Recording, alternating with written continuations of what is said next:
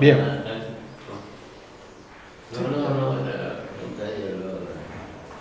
Bueno,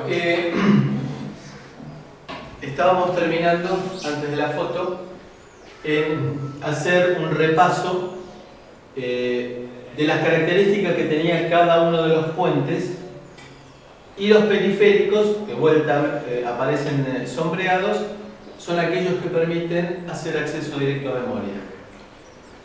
Acceso directo a memoria permitiendo la comunicación entre periféricos. De forma que si yo lo programo, puedo hacer que y es el ejemplo que siempre utilizamos, un puerto serie reciba a una velocidad y otro puerto serie transmita a otra velocidad. Es decir, que puedo hacer yo como una caja de conversión sin necesidad de la intervención del procesador. Por supuesto que está asociado la zona de alias, y acá en esta imagen en particular vemos que la zona que permite bitbanding, que también había sido una pregunta ayer, la zona que permite bitbanding es la que se encuentra entre la 2.0000 y la 2, en realidad 0FFFF, que permite el alias y que irá arrancando de la 22.0000.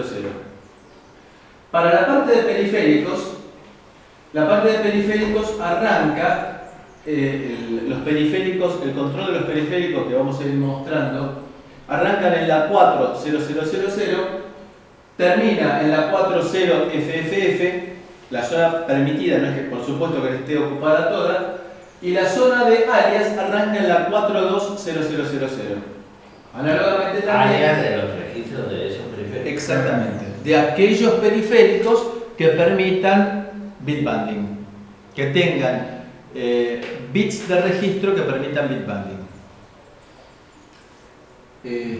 La idea entonces era la de utilizar en forma atómica las instrucciones de equivalentes de bitset, bitclear, como para manejar semáforos en el caso, semáforos o flags en el caso de la memoria RAM, y para arrancar o detener el funcionamiento de comunicación serie, timer, etc. para el caso de periféricos. La parte del mapa de memoria, y acá lo vemos un poco más detallado, y vemos que tenemos efectivamente varios bases que felizmente nos aparecen en distinto color como para tratar de identificarlos más fácilmente. El bus interno es el que se encarga de acceder a la zona más alta de memoria. Fíjense qué es lo que tenemos en la zona más alta de memoria. En la zona más alta de memoria tenemos el NBIC y los registros de control. Tenemos también registros propios del sistema y tenemos la parte de debugging que utiliza el bus interno, pero un subconjunto de ese bus interno, por eso es el cambio de color. Tenemos también el System Advanced High Speed Bus, que nos permite conectarnos con memoria y periféricos externos, pero también con memoria y RAM interna, con memoria, RAM y periféricos internos. De vuelta, el color nos identifica. Toda la parte que sea periféricos y la parte que sea RAM utiliza un mismo base. De vuelta, si nosotros estamos pensando que los periféricos se mapean como memoria y criteriosamente, filosóficamente actúan como memoria, entonces nos cierra un poco toda la historia. Tenemos un mapa propio, con bases propias para lo que es código. Y es lo que se encuentra un medio giga desde la 0. Entonces tenemos mapa único de memoria, por eso decimos que es hardware modificado. No tenemos físicamente dos memorias 0, sino que tenemos la memoria de código que arranca desde la 0 y tiene medio giga de extensión, la memoria RAM que arranca entre la 2.000 y tiene medio giga de extensión, el espacio reservado para el periférico que arranca en la 4 y tiene también medio giga de expansión, Y luego tenemos 1 GB para eventual RAM externa, si el microcontrolador lo permite, y 1 GB para periféricos externos, si el microcontrolador lo permitiera. Pero observen ustedes que si colocamos memoria externa o periféricos externos, están sobre el mismo bus. Y luego tenemos otro medio giga para que corresponde a la parte de control propia del procesador.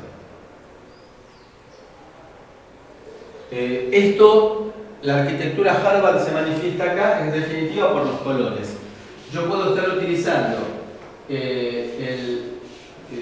datos e instrucciones de código mientras estoy accediendo simultáneamente al bus celeste que corresponde a memoria RAM o a memoria de periféricos. Con lo cual, efectivamente, puedo utilizar el pipeline de manera que yo pueda estar buscando un código de operación mientras estoy ejecutando una instrucción anterior que implicaba escribir algún resultado en memoria o leer desde memoria a algún registro. ¿Bien? Y de este lado tenemos el bus matrix con el bit bundle. Es decir, con el sistema que nos permite manejar la memoria como si fueran bits. Bueno, y después tiene un detalle interesante, lo que dice acá patch. Patch vendría a ser como en parche, como arreglo temporario, como parche. ¿Sí? ¿Cuál es la idea? La idea es, supongamos nosotros que detectamos que tenemos un bug en una posición de memoria y no la podemos modificar porque se nos correría todo el programa y lo estamos haciendo eso en un sitio remoto que no tenemos posibilidad de recompilar. Lo que se hace es instalar un patch. Un patch significa coloco un código de operación particular en el lugar que yo quiero patchear, de forma que cuando se llegue a ejecutar esa posición de memoria se salta en forma indirecta a otra zona en donde ejecuto el código que reemplaza a ese bug que hemos detectado. Eso es lo que quiere significar patch. Esa rutina de patch, de emparche, después deberá retornar al lugar adecuado. Eso es un tema del programador, no lo hace el micro en forma automática. Sí, lo que hace el micro es detectar dónde puse el inicio del patch y es donde pasa a ejecutarse esa rutina de emparche, retornando luego a la memoria original. Tengo una pregunta básica. Yo tengo respuestas alcalinas. No, respuestas ácidas. Está bien. Tengo ahí un mapa de memoria de no sé cuántos. 4 GB. 4 GB, fantástico. Yo, las plaquitas que tengo esas, obviamente, no tienen 4 GB. Sí. ¿Tienen cuánto? 64, 64K de RAM y 512K de flash. Fantástico. ¿Cómo hago para trasladar ese mapa de memoria sobre una limitación tan chica, digo? O sea, desde 00 hasta dónde llega mi espacio, por ejemplo, de medio giga que tengo destinado a código. ¿Sí? ¿Dónde termina? Porque no tengo medio giga. ¿Sí? No sé si... Disculpa, no te entiendo. Claro, o sea, yo tengo 4 gigas teóricamente teórico Sí. para mapear mi memoria. Fantástico, parto supongamos, el espacio de código. Yo tengo disponible 64, por ejemplo, de memoria física real. Para código tengo mapeado, posibilidad de mapear medio giga. Bueno, no tengo medio giga. ¿Qué porción de esos 64 cada que los tengo que distribuir para periféricos, para... No, los 64K son de RAM exclusivamente.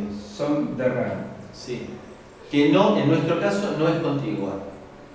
Porque tenemos 3 bloques de RAM. Pero son 64K de RAM. Periféricos en otro lado. Ah, bien.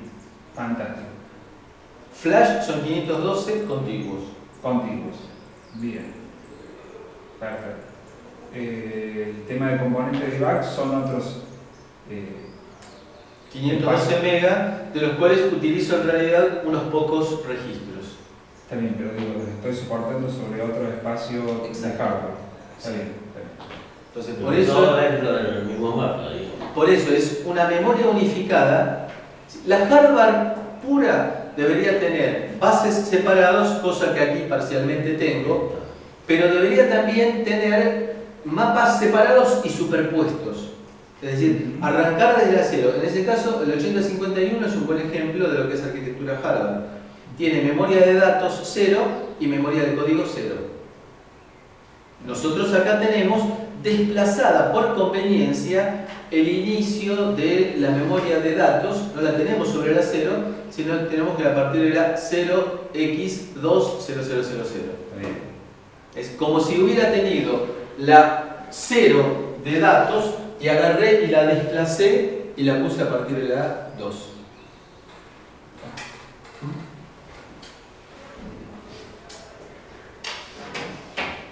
Entonces, esto nos permite justificar el pipeline. Bueno, aquí lo vemos un poquito más ampliado. Y acá es para los que tienen muy buena vista, que está el manejo de los periféricos. A ver si lo pudiera... Yo una vez había encontrado una forma... A ver, Salir con el escape y bueno, si no me importa. bueno, no, pero bueno, era interesante para ver qué es lo que tengo. Si yo me tengo que poner anteojos de cerca. Bueno, acá qué es lo que tenemos. Arrancando. Ni ahí ni lo veo. En la 0 sí, arrancamos de acá. Acá veamos qué son los registros que tengo guardados. El watchdog timer. Tengo luego timer 0, timer 1, wart 0, wart 1, reservada, PWM 1, I cuadrado C0, SPI, RTC y backup registers. Es decir, fíjense lo que estoy teniendo a partir de la 4. ¿Dónde estaban los GPIO? Habíamos dicho ayer en la zona más alta de memoria. Habíamos recalcado que estaba en la zona de las Fs. Después tenemos conversor analógico a digital, SCP1, CAN, RAM, registros, común, CAN 1, CAN 2. Cada uno de esos tiene 1, 2, 10 direcciones asociadas. Asociadas, por supuesto. De hecho, por ejemplo, las WARC tienen un conjunto de registros asociados. Tiene el buffer, tiene el registro de control, el timer tiene una buena cantidad de registros asociados también. ¿Bien? Bien. ¿Qué más? Luego tenemos, por ejemplo, expandido, en el caso de, lo que vos me preguntabas, algún registro particular acá está expandido con los periféricos disponibles en ese rango de memoria. En el 1768, acá lo tenemos un poco más ampliado, el watchdog timer, cada uno de los registros asociados. Zonas reservadas para ampliaciones posteriores y observen que también cada periférico tiene asociado un espacio de 16K. Es decir, desde la 0 hasta la 3FF, hasta ahí nos animamos a calcular a ojo, son 16K. Ya que hasta FFF son 64K, la cuarta parte son 16K. Entonces, evidentemente que ningún periférico va a tener 16K de registros. Pero bueno, nos sobra memoria, entonces nos resulta más fácil la decodificación de esta manera, interna. La memoria se puede dividir en tres categorías, fundamentales. Memoria normal, tradicional, memoria de dispositivo en el cual cuando yo estoy accediendo a un dispositivo no puedo hacer especulaciones. Eso se lo llama strongly ordered memory, es decir, memoria ordenada fuertemente, no puedo manipularla. Y después tenemos que en la memoria fuertemente ordenada no puedo alterar el orden de ejecución de las instrucciones. Por ejemplo, si yo estoy trabajando en la parte del sistema operativo en el cual no debo modificar el orden de acceso fundamentalmente porque son operaciones que están encadenadas entre sí, el tipo de memoria está reducido en cuanto a la posibilidad de ser modificada. Traducción. El sistema operativo tiene varias tareas a ejecutar, seguramente. Algunas propias, en el caso que sea de la arquitectura microkernel, en el cual el sistema operativo corre también como tarea, las tareas del usuario, y cuando no tiene nada que hacer tendrá una tarea ociosa o idle. Esa tarea ociosa o idle, entre otras funciones, puede llegar a tener la de defragmentar la memoria del sistema operativo. La memoria RAM. ¿Por qué? La creación de tareas implica la asignación de... Las tareas son funciones. Cada función tendrá asociada una zona de memoria. La tarea en su proceso de creación pide, dame tantos kilobytes. Las tareas pueden ser creadas y pueden ser eliminadas. Desde ese punto de vista es exactamente lo mismo que un archivo en un disco. ¿Qué nos pasa cuando en un disco creamos archivos y después borramos archivos? ¿Cómo nos queda el mapa de memoria del disco? Fragmentado. La memoria de datos puede quedar también fragmentada. ¿Y en qué nos implica? ¿Nos va a lentificar a nosotros la ejecución la memoria fragmentada? La respuesta es no. Pero tiene un efecto colateral importante. En el caso del disco sí, porque si tenemos el disco fragmentado, es un disco de los magnéticos tradicionales, es decir, no es un disco de estado sólido, va a implicar que la cabeza se tenga que mover y tengo que esperar que me venga un sector que anda por allí dando vueltas. En el caso de sistema operativo, yo voy a tener RAM, en la cual voy a tener, por ejemplo, la RAM dedicada a la tarea 1, la RAM dedicada a la tarea 2, la RAM dedicada a la tarea 3, la RAM dedicada a la tarea 4 y la RAM dedicada, por ejemplo, a la tarea 5.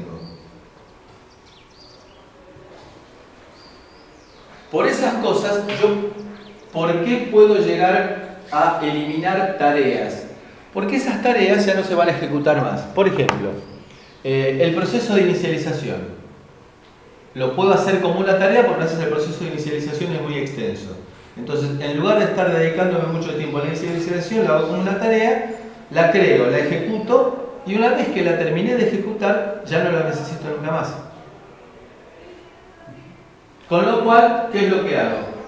Elimino, por ejemplo, la tarea, libero la RAM. La elimino, tiene la ventaja de sacarla del multiplexor, con lo cual el multiplexor no se va a detener en un lugar y va a estar mirando que no tiene nada que hacer. Y piensen ustedes que mover el multiplexor lleva tiempo.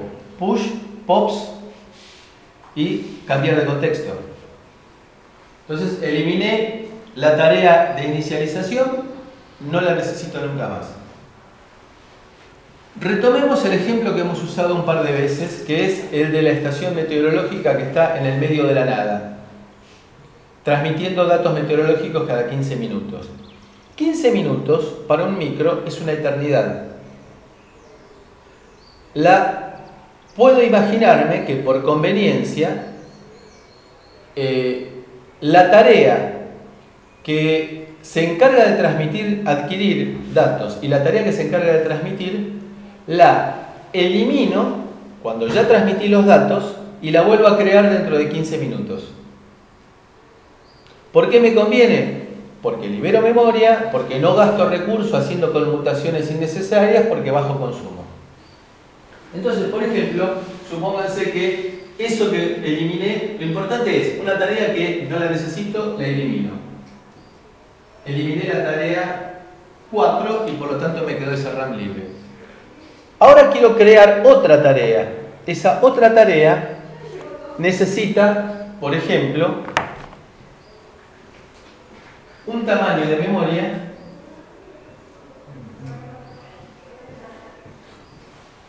RAM requerida. Si yo veo, tengo entre la suma de la RAM que liberé acá con la tarea 2 que eliminé y la RAM que tengo acá de la tarea 4 que eliminé, alcanza para incorporar esa tarea. Pero así como lo dibujé no me alcanza. ¿Qué debo hacer entonces? Una de las alternativas de lo que hacen algunos sistemas operativos es lo que se llama el garbage collector, el recolector de basura. Y, entre otras cosas, compacta memoria. Si es memoria de tarea, es fácil de compactar. ¿Por qué? Recordemos que las tareas, dijimos nosotros que por conveniencia trabajan con stack frames. No estoy trabajando con direcciones absolutas, trabajo con stack frames. Está todo orientado, todo referido al valor inicial del stack pointer. Por lo tanto, si yo corro RAM de tareas, solamente tendré que modificar el puntero a la pila que está guardado en el, se llama Task Control Block, el bloque de control de tareas, de esa tarea. Tendré que cambiar un solo byte. Es decir, que no tengo que estar cambiando múltiples direcciones en código ni cosas por el estilo, sino que en forma dinámica cambio una tabla, una dirección en una tabla. ¿Me siguieron el razonamiento? Entonces, eso es lo que yo llamo memoria normal. Entonces, el stack asociado con el sistema operativo estará dentro del rubro RAM normal. Lo puedo mover, no tiene consecuencias. Ahora, si yo en el kernel de mi sistema operativo tengo manejo de direcciones por medio de punteros, los punteros esos serán direcciones físicas. Lo puedo modificar yo, digamos, lo que está moviendo el puntero, lo puedo mover yo en forma arbitraria, reajustar en forma arbitraria. La respuesta es no. ¿Por qué? Porque la vinculación que existe entre el código y la memoria a la cual estoy asociado está fuertemente vinculado entre sí, y para modificarlo tendría que usar mucha inteligencia. Es decir, tendría que dedicarme muy esforzadamente a encontrar los puntos en los cuales estoy haciendo referencia al bloque de memoria que quiero mover. El stack frame, entonces, es una zona de memoria normal que no tiene una vinculación fuerte con el código. Fundamentalmente, ¿por qué? Porque el puntero al stack frame está en RAM. Yo creo la tarea, me crea un bloque de control de esa tarea en la cual se encuentra el stack pointer a esa tarea. Con lo cual yo sé que cambiando la palabra 11 de ese bloque de tareas, ya cambié el puntero del cual va a arrancar a trabajar mi tarea. Entonces, siempre las variables y los registros que están almacenados en el stack de esa tarea van a estar referidos a una dirección de inicio, no a una dirección absoluta. Cuando yo quiera acceder al registro R4 que estaba en la pila, yo sé que está a 4 lugares, por decir una cosa, del inicio del stack frame. No voy a estar dando la dirección absoluta. Voy a estar trabajando fácilmente refiriéndome a el cuarto elemento después del puntero a la pila. Es decir, sería la dirección SP más 16. 16 bytes. Un segundito, por favor, José Luis.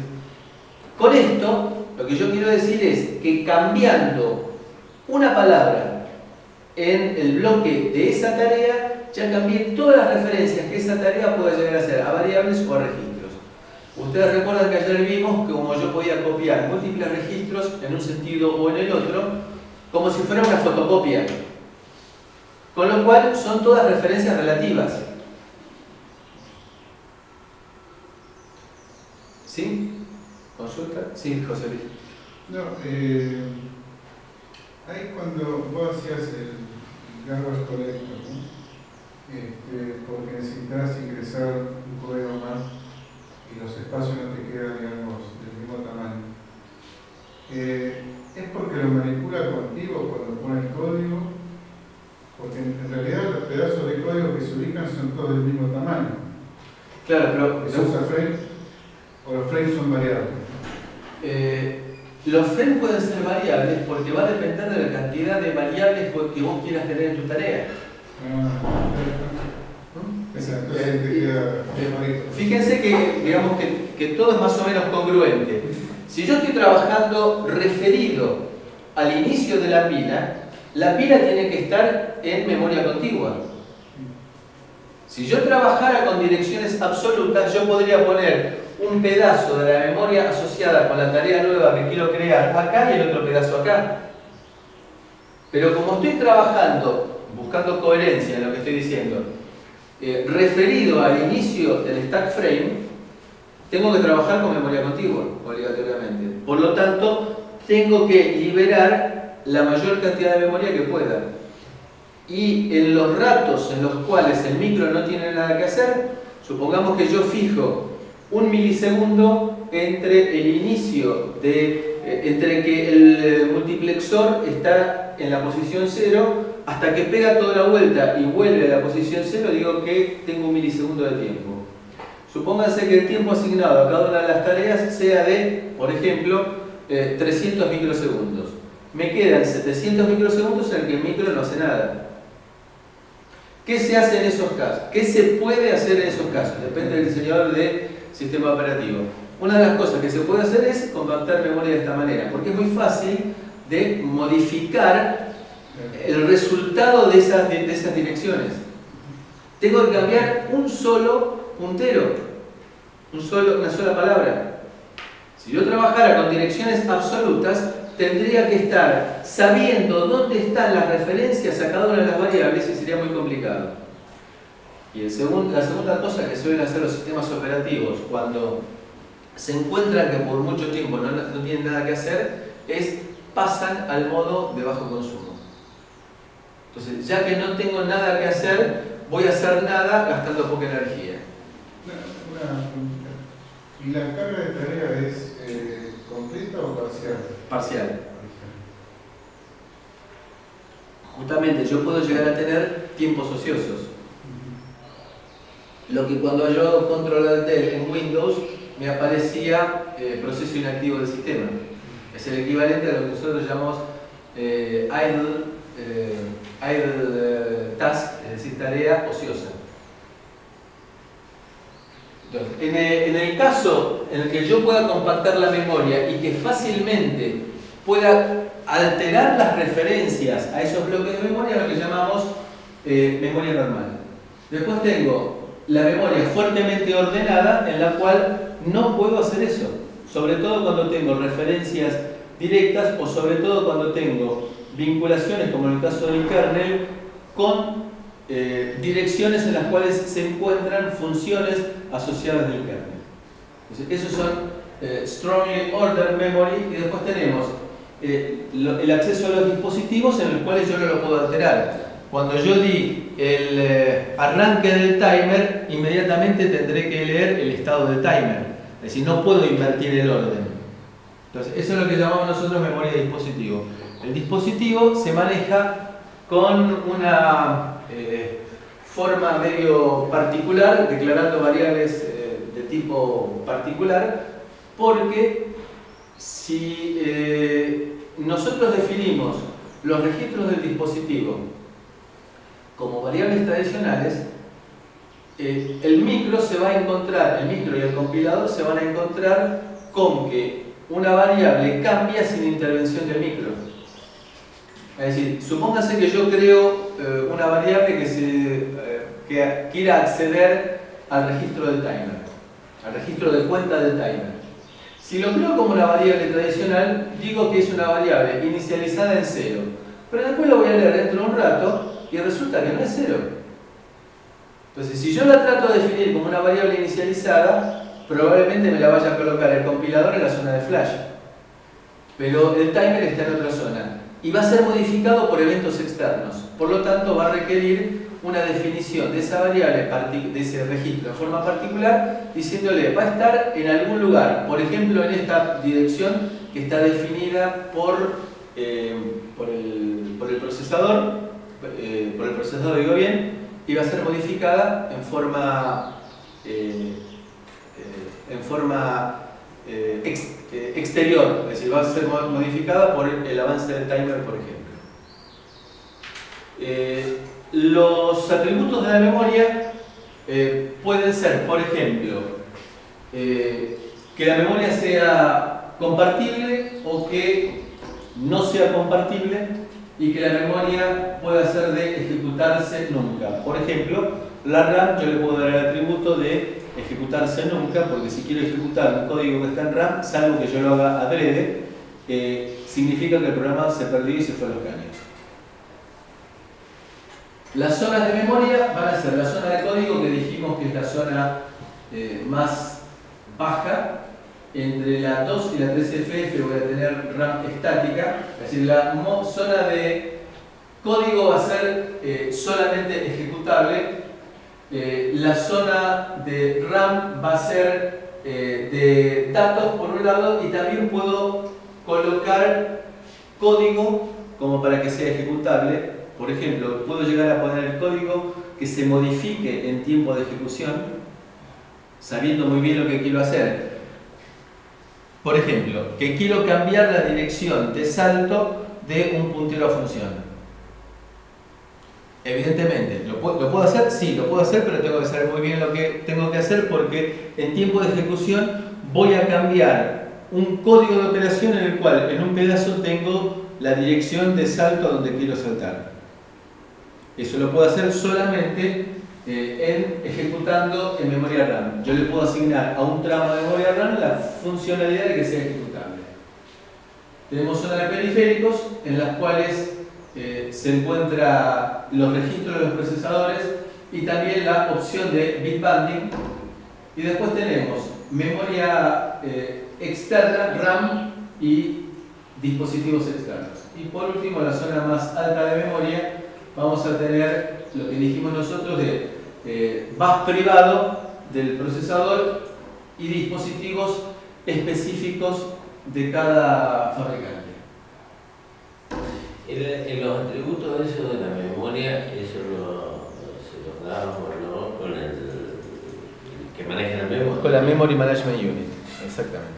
Y en ese caso, para que corra programa de flash, podría ser un pseudo compilador, una cosa así, o sea, que trabaje en un, digamos, un tipo PLC, digamos, yo un programa lo transfiero a la RAM y después ejecuto. Si yo lo que puedo, con un lenguaje, o lo puedo hacer dentro de mi propio programa. Al operador, digamos, hago un controlador programable, digamos.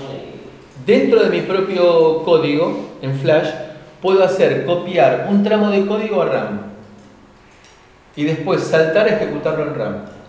Y copiar la flash, también se puede escribir la flash por sí misma, ¿no?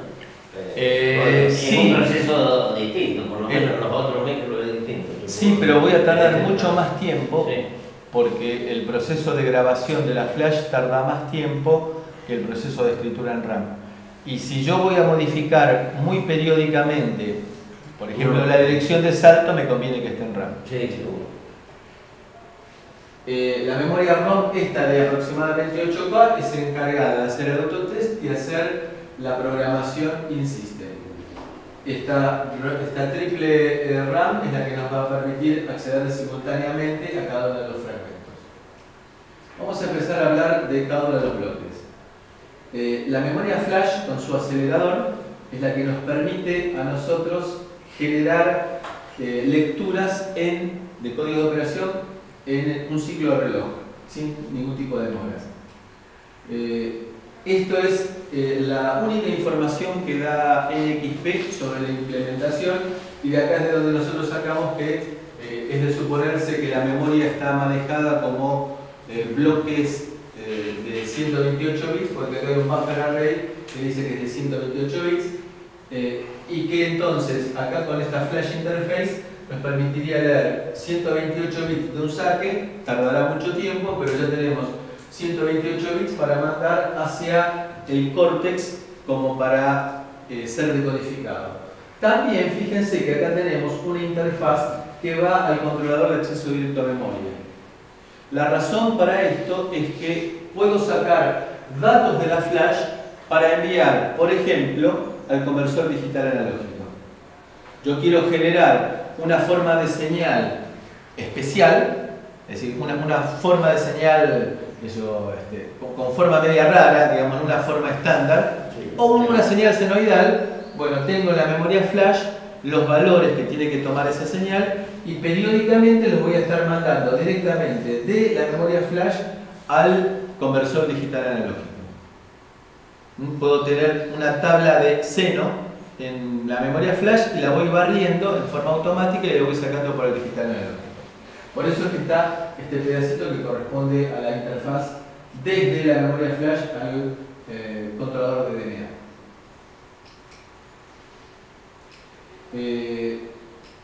Y provee interfaces separadas para los bases de iCode y decode que habíamos visto antes.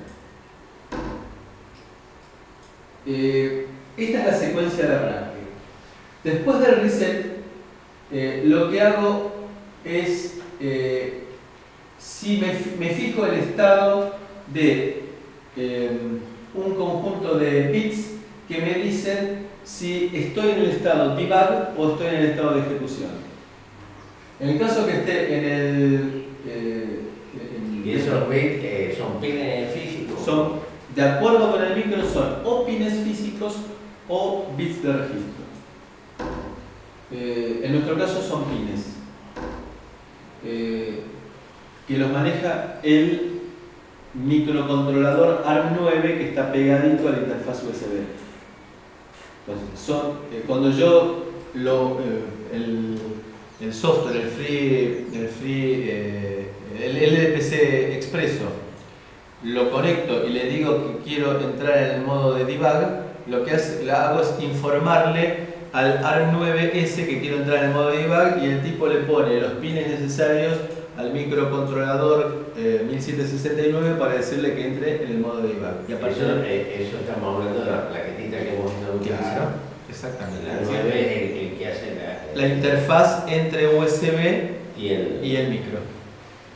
Es decir, el que interpreta los comandos que yo le estoy enviando vía USB, se los transfiere a sí mismo y después maneja al microcontrolador. Y luego lo que hago es entrar en el modo usuario normal, en el caso que también siga teniendo los pines de habilitación para trabajar en modo normal y no estoy en autoprogramación. En el caso de que entro en el modo de autoprogramación, dice entro en el modo de autoprogramación. Si entro en el modo de autoprogramación, corro una rutina que se llama de autobau. Es decir, intenta comunicarse por vía del puerto serie con el que hace las veces de host. Entonces prueba una velocidad, si le contesta el software que estoy corriendo desde la PC, por ejemplo, el tipo ya entra en el modo de programación. Entonces corre un gerenciador de comandos. Entendió el tipo de que estoy trabajando en el modo de autoprogramación y detectó a qué velocidad quiero comunicarme, entonces entro en el modo de autoprogramación, directamente interpretando los comandos que yo le estoy enviando, indirectamente desde la PC. Cuando le presiono la cucaracha, como para decir que entro en el modo de debug, o cuando le digo run directamente, le manda comandos que los interpreta el microcontrolador. Y la otra alternativa es para entrar directamente en el modo de autotest.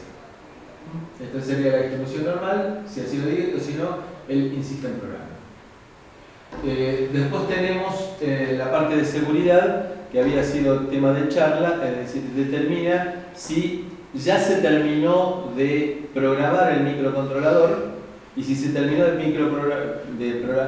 programar el microcontrolador, se setean un conjunto de bits que impiden entrar en el modo de verificación y por lo tanto, en el caso en el cual quiera entrar yo en el modo de programación, lo que va a hacer es borrar toda la flash.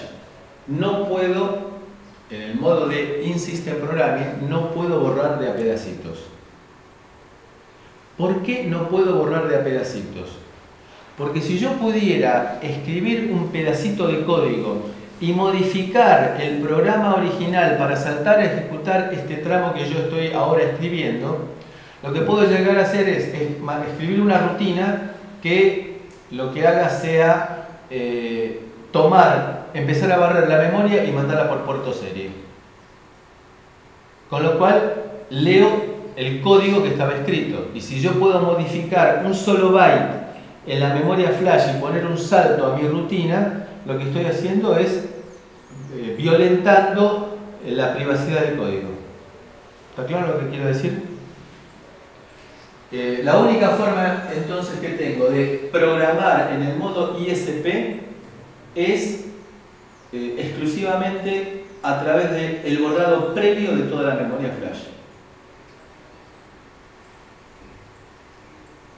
Bueno, la unidad de protección de memoria, que es un opcional implementado en nuestro caso en el microcontrolador, permite dividir la memoria y asignarle funciones y atributos, dando tamaños distintos para cada bloque de memoria y que pueden ir desde 0 hasta 7 las zonas numeradas, permitiendo desde 32 bytes hasta 4 GB asignar a cada una de las zonas de memoria su tamaño, y a su vez también permitiendo la superposición parcial de memoria. Es decir, yo puedo definir un bloque de memoria en la cual tendré, por ejemplo, un buffer compartido entre dos tareas, de manera que escriba una y lea la otra, y solamente esas dos tareas pueden llegar a acceder a ese bloque de memoria. Cuando tengo zonas compartidas, vale el atributo de la zona de mayor número. Por ejemplo, va a tener preeminencia los atributos que yo le fijé a la zona 7 sobre la zona 5. Solamente hay una zona de memoria en la cual se supone que está el kernel, a la cual se puede acceder solamente en modo privilegiado. Porque creo que esto es bastante evidente, si no tomo una precaución de este tipo, una tarea podría llegar a acceder sobre el núcleo del sistema operativo desde el modo user. Entonces yo le fijo la imposibilidad de acceder salvo que esté trabajando en modo handler o en el modo thread privilegiado, que se supone que eso lo escribí yo y se sabe qué es lo que está haciendo. Los sistemas operativos pueden cambiar dinámicamente la asignación de la asignación de atributos a cada una de las zonas, lo cual se cumple con esto, en el cual yo puedo estar modificando la distribución de la memoria y también modificando los atributos que tenga cada una de ellas. Entramos en la parte de hardware. Relojes. Yo puedo tener 3 relojes distintos. El oscilador interno, que es un circuito RC que trabaja aproximadamente a 4 MHz con una tolerancia del 1%, más o menos 1%. tiene una ventaja que me permite ahorrar el costo del cristal externo y el área de impreso del cristal. El precio que pago es la tolerancia, que es mucho mayor que si utilizo un cristal. La otra alternativa es utilizar un oscilador con el cual dependeré si uso o no el PLL, pero necesito un cristal externo, que típicamente también es de 4 MHz.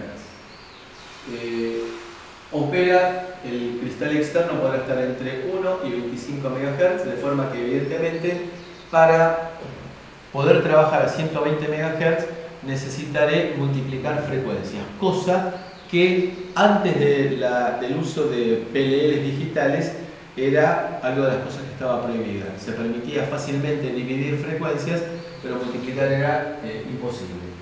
La otra alternativa es utilizar el oscilador del Real Time Clock, es decir, usar el oscilador de 32 kHz, tratando de minimizar la cantidad de componentes.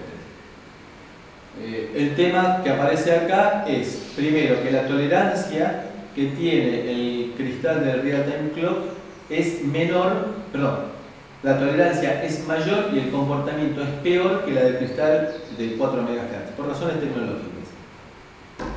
Que el oscilador de 4 megas, ¿no? ¿Perdón? Que el oscilador de 4 megas, digamos. Que el cristal de 4 megas. Ah, tiene un cristal adentro. Es por eso, no. Es Este es RC. Esta opción es poniendo un cristal externo que puede ser de 1 a 25 megas. Lo habitual es poner un cristal de 4 megas. La tolerancia del cristal de 4 megas es mucho mejor y la estabilidad con la temperatura es mucho mejor que para el cristal de 32 kHz. Entonces yo ahí determino también, yo acá multiplicando por 25 llego a 100 MHz si trabajo con un cristal de 4. Lo puedo hacer, pero acá tendría que multiplicar por un número demasiado alto, con lo cual me va a resultar la frecuencia máxima que puedo llegar a trabajar con el Real Time Clock es menor. Bien, podemos trabajar con, o mejor dicho, nos vamos a encontrar con un PLL principal y con un PLL secundario. El PLL principal es el que trabaja con el procesador propiamente dicho, y el PLL secundario es el que está pensado para trabajar, para mantener la latencia de USB, es decir, las tramas de 125 microsegundos en el caso de USB 2.0 o de 1 milisegundo en el caso de USB 1.1. Como comentario, entre paréntesis, digamos que este micro no está preparado para trabajar con USB 2.0, sino que trabaja, mejor dicho, este micro no va a recibir ni a transmitir en USB 2.0, sino que está pensado para trabajar como full speed en USB 1.1, es decir, 12 megabits por segundo. 480 megabits por segundo no le da la posibilidad de manejar bloques de 48 megabytes por segundo, de 40 y pico de megabytes por segundo. Entonces, está pensado para trabajar solamente en ese subbanda. Y después tenemos también un conjunto de registros de selección de clock de cada periférico. Si los periféricos no tienen todos que trabajar a igual velocidad, yo voy a tener varios derivados de la frecuencia de oscilador como para empezar a manejar cada uno de los periféricos a frecuencias distintas si fuera necesario.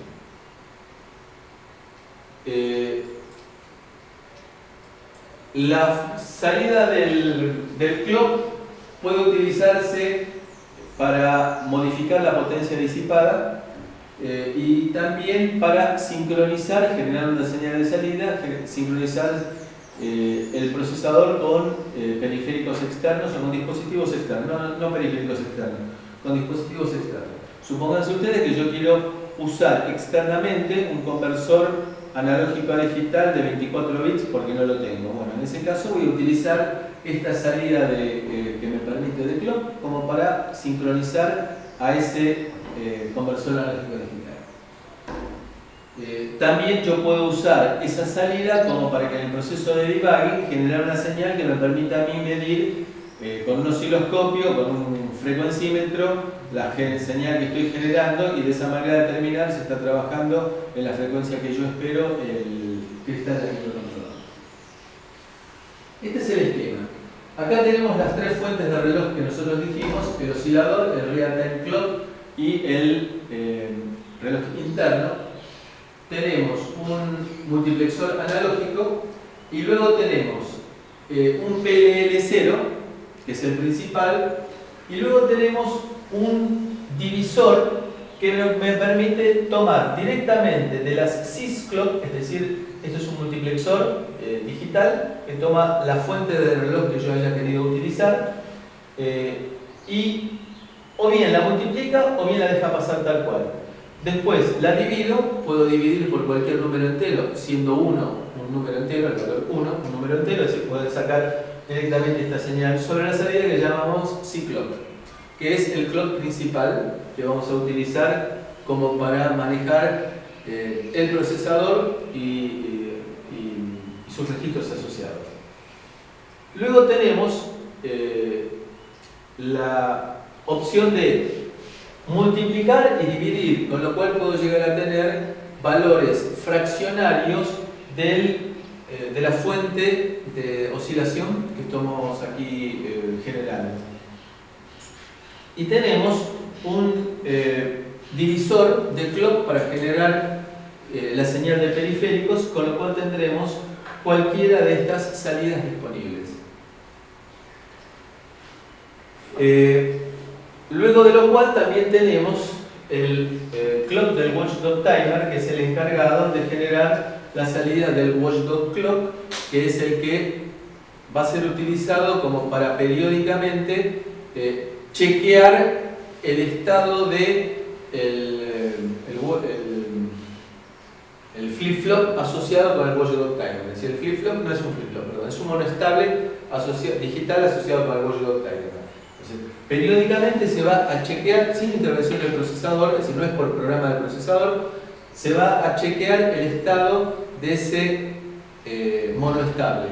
Se supone que ese monoestable redisparable está manejado desde mi programa, manteniéndolo en su estado cuasi estable. En el momento que mi programa se perdió, el monoestable cambia de estado y cuando le llega la encuesta por parte del watchdog clock, detecta que se cambió de estado y entonces genera una excepción, y en esa excepción lo que hago es verificar y tratar de corregir las razones por las cuales se llegó a esa situación.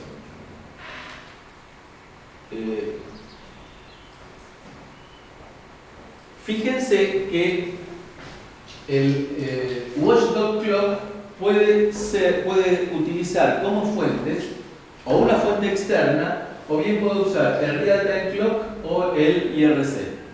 Si yo trabajo con el oscilador exclusivamente, no voy a poder utilizar una fuente interna para generar el watchdog clock, voy a tener que utilizar una señal externa que me entre y que me genere la encuesta del estado del monoestable. Para la parte de USB tenemos un clock que va a tener que ser independiente de la frecuencia que yo estoy trabajando o no. Veamos. Yo puedo utilizar para el clock de USB, hay dos alternativas: que yo deje el clock del procesador fijo, porque está conectado a 220 permanentemente y no tengo problemas de manejo de energía, o bien que yo quiera manipular la frecuencia del clock porque necesito manejar la potencia disipada. Son las dos alternativas. Si yo no voy a cambiar la frecuencia del clock porque no tengo problema de potencia disipada, entonces directamente tomo para el clock de USB, tomo el clock generado y utilizo un divisor para lograr la frecuencia que yo quiera. Para el caso en el cual yo vaya a manipular la frecuencia del clock, lo que hago es trabajar directamente con un PLL propio, tomando de la entrada del oscilador. Y acá se supone obligatoriamente que voy a estar trabajando con un cristal externo. ¿Por qué hago esto? ¿Por qué hago esto?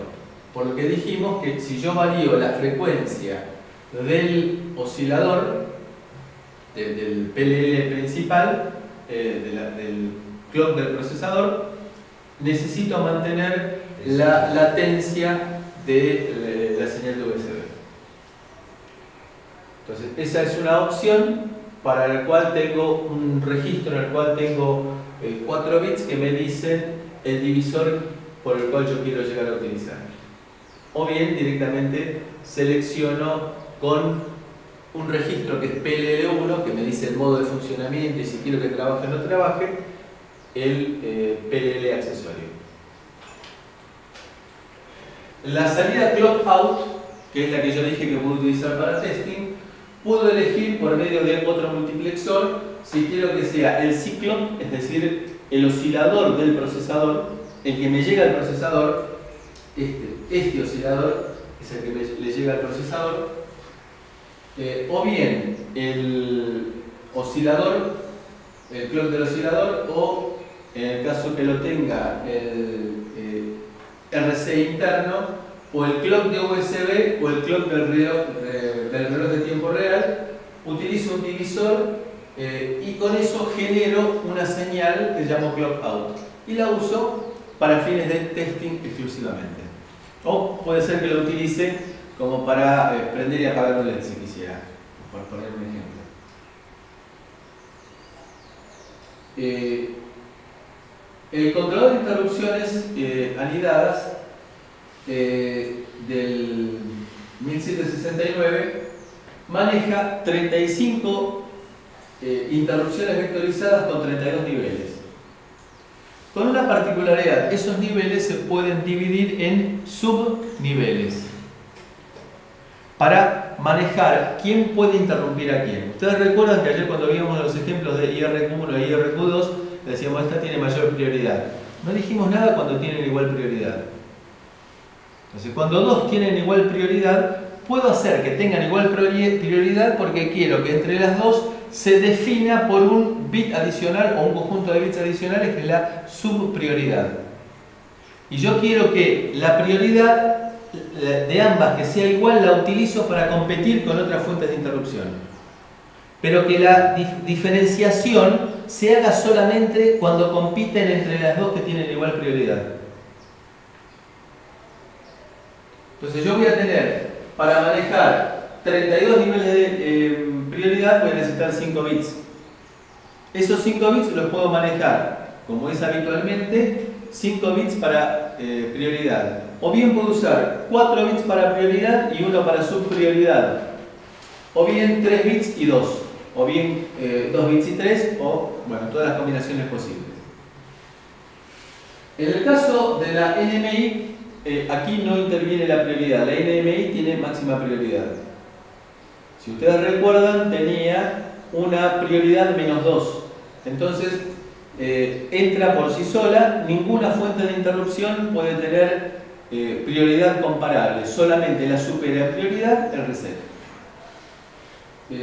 La latencia de interrupciones dijimos que era determinística porque habíamos visto que siempre se tardaban 12 ciclos de reloj en entrar en interrupción. Y después tenemos las condiciones que habíamos visto ayer, que era para el prevaciado o para el tail chaining.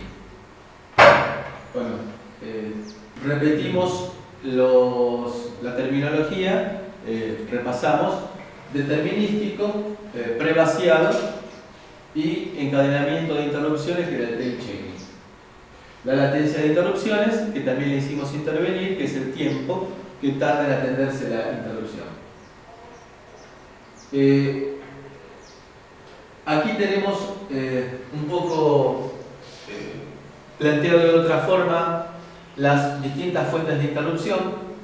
Acá nos aparecen 240 interrupciones, con lo cual todos los vectores de interrupción que correspondan a periféricos, como los periféricos son propios de cada fabricante, lo que viene de acá para abajo cambia de fabricante a fabricante y cambia de procesador a procesador dentro del mismo fabricante. Esta parte de excepciones es común a todos. Lo que viene a partir del tipo 16 es propio de cada procesador, de cada fabricante. Habitualmente los procesadores, los fabricantes, respetan dentro de la misma subfamilia la misma arquitectura de interrupciones, dejando huecos. Por ejemplo, qué sé yo, si el micro mío no tiene, es un 1343 que no tiene Ethernet, aparece reservada la interrupción correspondiente, el vector de interrupción correspondiente a Ethernet. Entonces me aparecerá, sí, en el 1769 me aparecerá como reservada en el 1343. Entonces, más o menos suelen manejar una plantilla que corresponde a un procesador genérico y luego van rellenando y liberando espacios de acuerdo con las características del procesador en particular que trabajamos.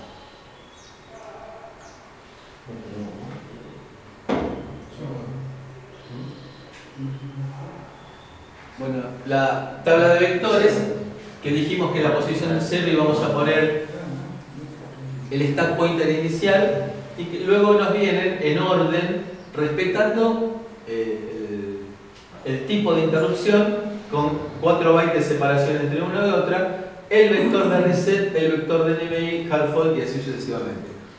Recordemos, y esto es importante para destacar, que ahí lo que coloco es dirección. Es decir, no pongo código. En algunos micros predecesores yo ponía aquí un código de operación de un branch y que como correspondía en 32 bits saltaba a una dirección predeterminada. No, aquí yo lo que hago es poner directamente dirección, porque de esa manera podría eventualmente poner un vector que saltara a ejecutar código que estuviera fuera del rango de más o menos 32 megas, por ejemplo en memoria externa. Porque seguro que en el rango más o menos 32 megas voy a estar dentro de la zona de memoria, del mapa de memoria que tengo yo disponible. Tengo a lo sumo un mega de flash.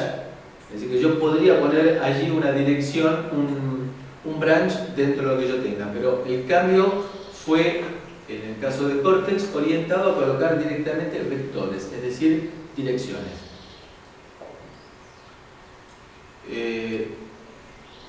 Entonces ahí coloco direcciones, no programa. La particularidad de que la posición de memoria 0... ¿Cómo? Ese es lo particular, digamos. Sí. Lo otro es lo mismo que sea Motorola, digamos. Exactamente. Por supuesto que en el caso tanto de Motorola como de Intel era otro rango de procesador con otro rango de direccionamiento, ¿no? Por eso es que ponemos vectores directamente. Entonces, cada fuente de interrupción tiene una prioridad asociada de 5 bits. Si bien podemos llegar a manejar hasta 256 niveles de prioridad, no se justificaría poder implementar semejante cantidad de prioridades, porque con 35 fuentes de interrupción no es necesario manejar las 256 gastando área de integrado con el tema costo y fundamentalmente con el tema de disipación. ¿Cómo manejo las prioridades? Manejo las prioridades a través de la programación del NVIC. En el NVIC voy a tener entonces la posibilidad de modificar la prioridad de cada uno de los registros. De cada uno de las fuentes de interrupción. Habilitar y deshabilitar individualmente cada fuente de interrupción y a su vez manejar también cada uno de las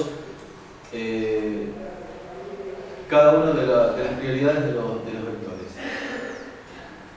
También voy a poder manejar las prioridades y las subprioridades. Este es un pedacito entonces del NVIC en el cual voy a decir, acá tengo la posibilidad de manejar la endianness, como que habíamos mencionado ayer, y acá tengo la posibilidad de manejar el priority group, que lo vamos a ampliar un poco ahora, y para decir si el vector está activo o no está activo, pero con funciones solamente de debugging.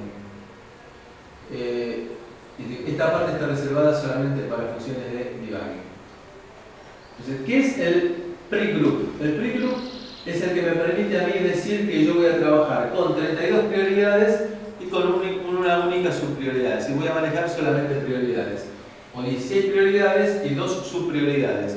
Con la idea de que cuando yo tengo 16 prioridades, compitan entre sí por las subprioridades solamente cuando tengo 2 interrupciones de igual prioridad. Y esas 2 interrupciones de igual prioridad compiten contra todas las demás en base a sus prioridades.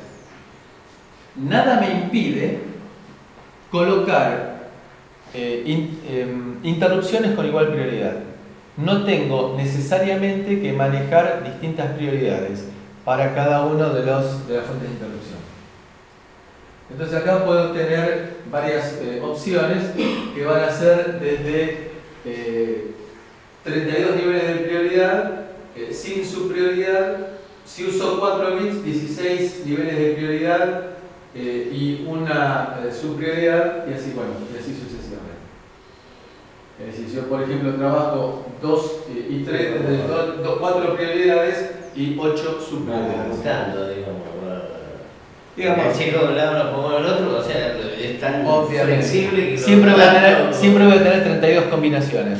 Si yo sumo... y en la transferencia anterior la primera es igual a la última, digamos. Claro, la primera sería 32.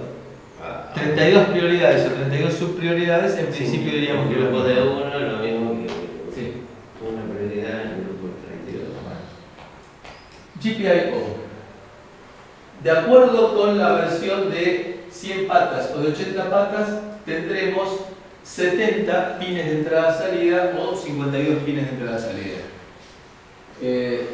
Cada pin tendrá la posibilidad, bueno, eso ya lo vieron ustedes con Sebastián, tiene la posibilidad de pull up, pull down o bien dejarlo en colector abierto, o en drain abierto.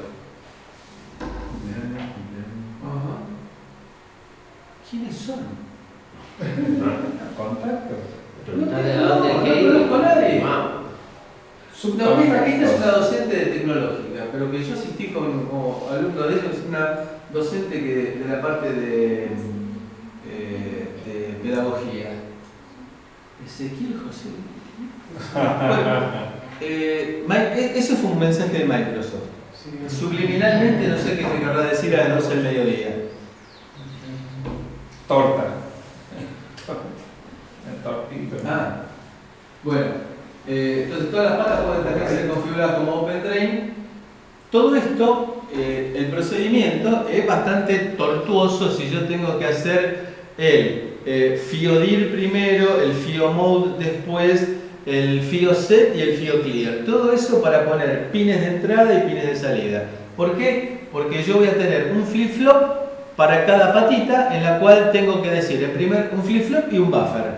Si más o menos la configuración de cada pin de entrada-salida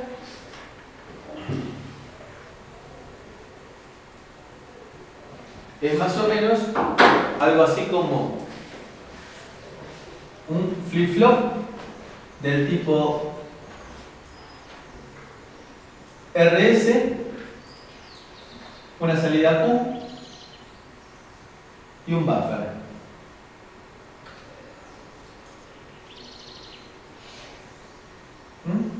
Entonces, por un lado, con el FIODIR yo digo habilito este buffer para el caso que decida que sea entrada, o habilito este flip-flop porque si yo decido que sea salida.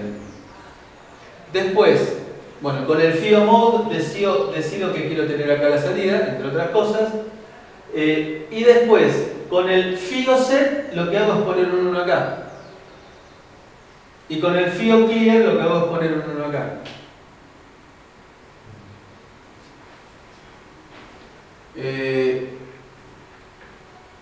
Bien, el GPIO lo puedo programar para trabajar con el acceso directo a memoria de propósito general. Puedo hacer que manejar hasta Acá es debido a la cantidad de patas disponibles que tengo en los puertos 0 y 2. Recordemos que habíamos dicho que no necesariamente todos los puertos están completos.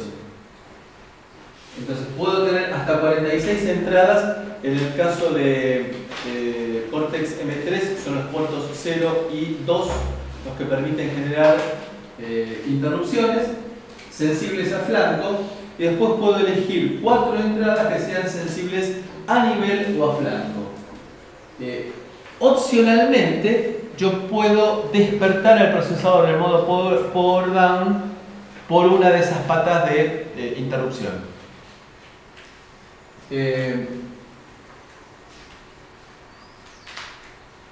Ahí dice que efectivamente cualquier pin de los puertos 0 y 2 puede ser usado para generar interrupción.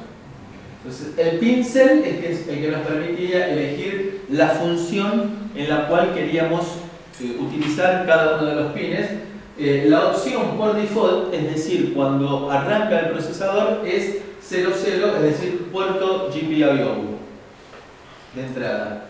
Es decir, puerto de GPIO y aparte como entrada. Esa es la opción por default del procesador. Si no, puedo elegir que sean cosas tan variadas como puede ser, por ejemplo, recepción de datos de la WARP 1, o sea, slave select 0 para el caso de que haya elegido trabajar con SPI. Entonces, el slave select, ¿todos manejan SPI? Es decir, SPI es un bus de comunicación serie en que tengo bus de comunicación serie full duplex, que tengo una señal que se llama MOSI, que es Master Output Slave Input, y la otra que es MISO, que es Master Input Slave Output, y tengo luego un Slave Select, que vendría a ser como un chip select. Puedo tener varios dispositivos conectados y con el Slave Select lo que hago es seleccionar cuál de ellos están activos. Y acá tenemos la otra opción para el caso que sea 1 a 1, que se supone que tengo un solo dispositivo conectado, será Slave Cell solamente.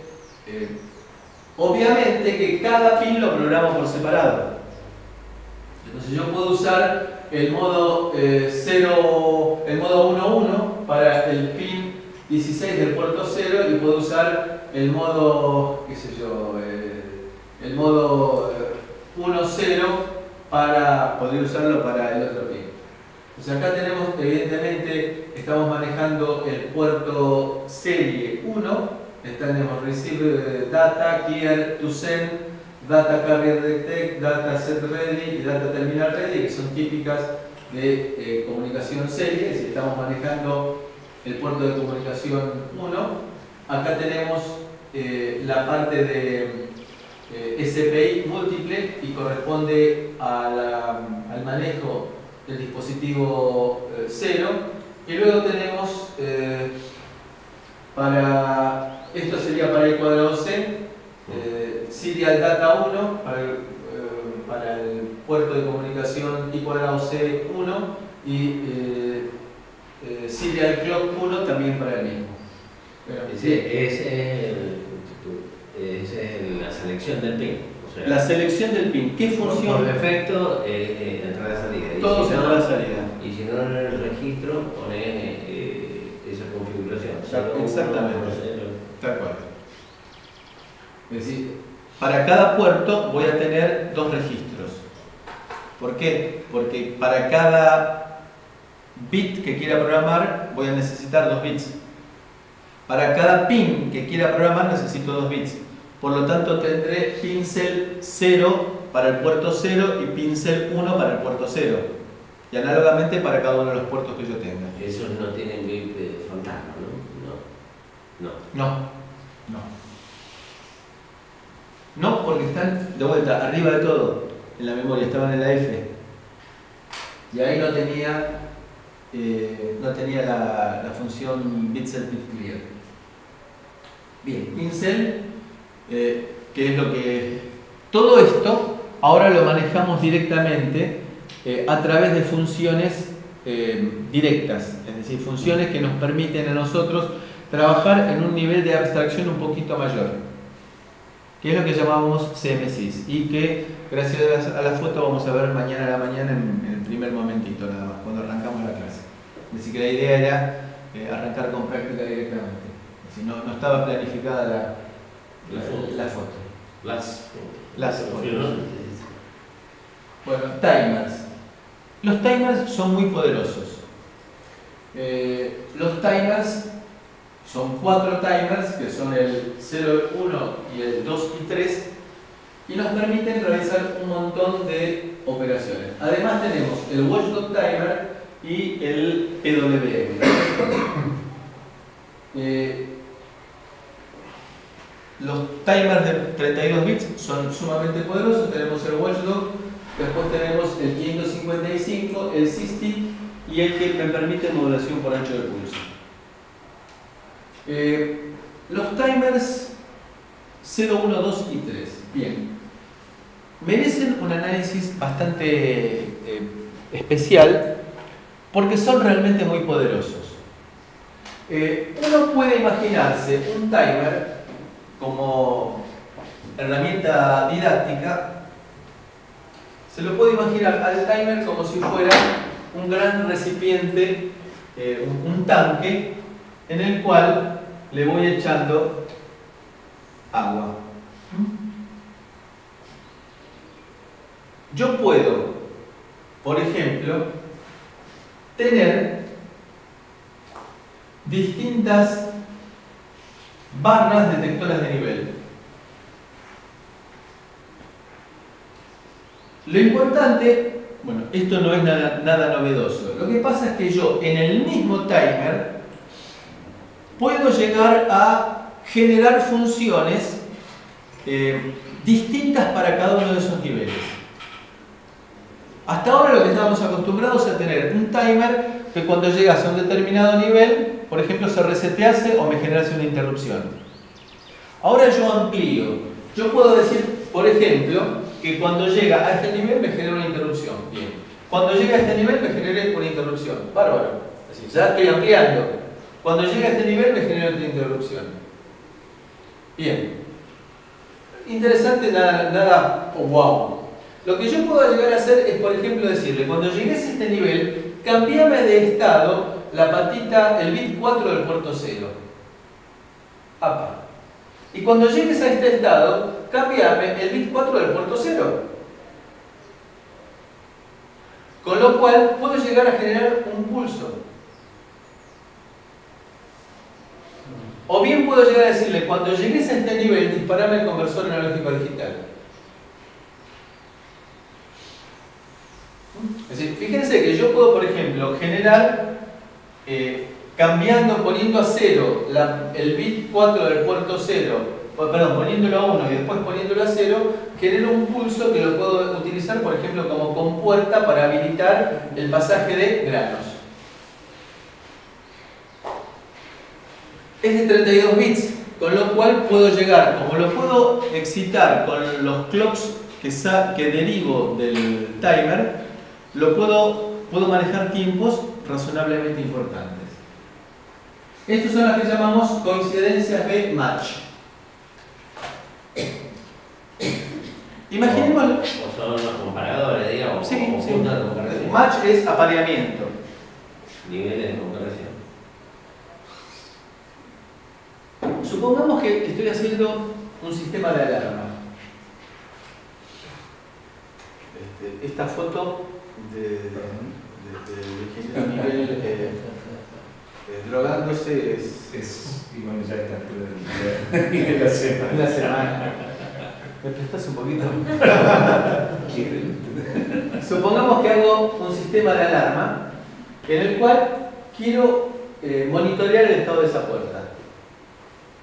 Bien, primera alternativa, solución bastante fácil, le pongo un microswitch electrónico, ¿no es cierto? Un efecto Hall, una cosa así. Entonces, se abrió, se abrió, se abrió, se abrió, se abrió, no se abrió, no se abrió, no se abrió, no se abrió, se abrió. ¿Qué hago? Voy, miro el timer, qué valor tiene, y digo, se abrió cuando el timer valía 1F4C. Pero estuve perdiendo un montón de tiempo chusmeando el estado del interruptor. Lo que yo pretendo es que el interruptor me diga, se abrió. Lo puedo hacer por interrupción, pero me gustaría mucho más que el interruptor que puse allí directamente me actúe sobre el timer y el timer copie el momento en el cual se abrió la puerta, sin interrupción, sin nada, que no me moleste. Y que ese valor, el momento en el cual se abrió la puerta, quede guardado en un registro y yo lo voy a leer mañana cuando me dé cuenta que me robaron todo. ¿Bien? Eso se llama captura. Eso es de larga data, pero lo importante es que yo puedo poner ahora manejar 8 entradas de captura por cada timer. Con lo cual, en cada caso iré tomando el estado. El timer sigue corriendo. Lo único que hace es cuando recibe el timer, copia en un registro asociado. Cuando recibe el pulso de captura, copia el estado asociado en un registro de captura.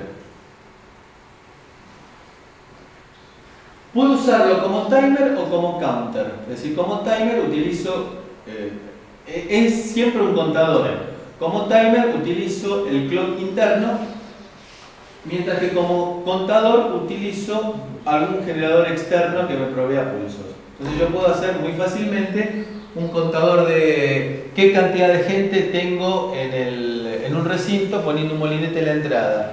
Entonces y con un transductor de posición, entonces en el momento que alguien entra, cuento a alguien que entró, en el momento que alguien sale, decremento, y de esa manera tengo siempre la cantidad de gente que hay dentro del recinto. Permite manejar el acceso directo a memoria también. ¿En qué sentido?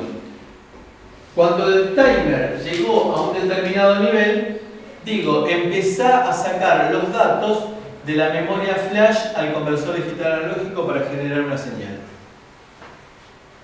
Entonces, eso, creo que vemos que el timer es bastante poderoso es muy poderoso y también es muy ardua la programación. Por ejemplo, creo que, si no me falla la memoria, son como 50 páginas la programación del timer. ¿En la asociación? Sí. Para lo cual... No, pero debe tener una concha de registros, ¿no? Un montonazo de registros y aparte con la filosofía que tienen los fabricantes, que por las dudas, si tengo 4 timers, me van a decir las características que tienen cada uno de los registros de los 4 timers. Entonces hay mucha parte que sea repetitiva. De cualquier manera, tengo funciones que me van a permitir, provistas por el fabricante, en esas bibliotecas que habíamos dicho, los .h y los .c, tengo bibliotecas que me proveen los fabricantes como para facilitar todo el proceso de programación. Bueno, después tenemos el watchdog, que es un watchdog digital que es programable en 32 bits, es decir, yo puedo programar el tiempo en el cual voy a ir a encuestar el monoestable, que es propiamente el que va a determinar si se genera o no la excepción. Lo que hago acá es programar el tiempo de encuesta. Lo puedo usar, excitar a través del reloj